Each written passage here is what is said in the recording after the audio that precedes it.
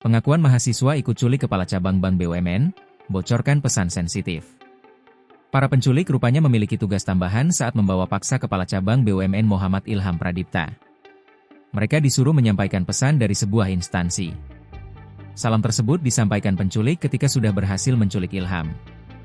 Ilham Pradipta Kacab Bank BUMN diculik setelah rapat di Lotte Mart, Pasar Rebo, Jakarta Timur pada Rabu, 20 Agustus 2025. Ia diculik oleh RS, RAH dan RW. RS dan RAH diajak oleh RW alias Eras. RAH bernama asli Revinando Aquinas, ia masih kerabat Eras dan baru 2 minggu tinggal di Cipayung, Jakarta. Malahan menurut kuasa hukumnya, Revinando masih berstatus sebagai mahasiswa. Maximus Hasman menjelaskan kliennya duduk di bagian belakang mobil yang telah didesain tanpa kursi. Sejak awal menurut pengakuannya RAH tidak mengetahui skenario dan target penculikan. Ia bahkan baru sekali bertemu dengan F, pihak yang memberi order penculikan pada Eras. Posisi klien saya dia ada di belakang, dia di dalam mobil. Dalam mobil itu kan tidak ditempatkan kursi belakang sebagaimana mobil seperti biasanya, katanya. Saat bertemu F yang diduga merupakan oknum aparat, Revinando disuruh membeli sejumlah barang di minimarket. Revinando, kata Maximus, membocorkan soal pesan dari bos besar untuk Ilham Pradipta. Pesan itu dititipkan ke Eras lalu disampaikan ke Ilham sambil divideokan.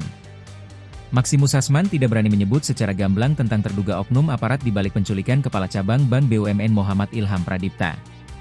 Adrianus Agal, pengacara Eras, mengatakan kliennya meminta maaf pada keluarga Ilham. Ia mengatakan Eras hanya disuruh oleh oknum aparat. Kepala Pusat Penerangan, Kapuspen, TNI Brigjen Mar, Freddy Ardiansyah telah membantah rumor aparat TNI di balik kasus itu.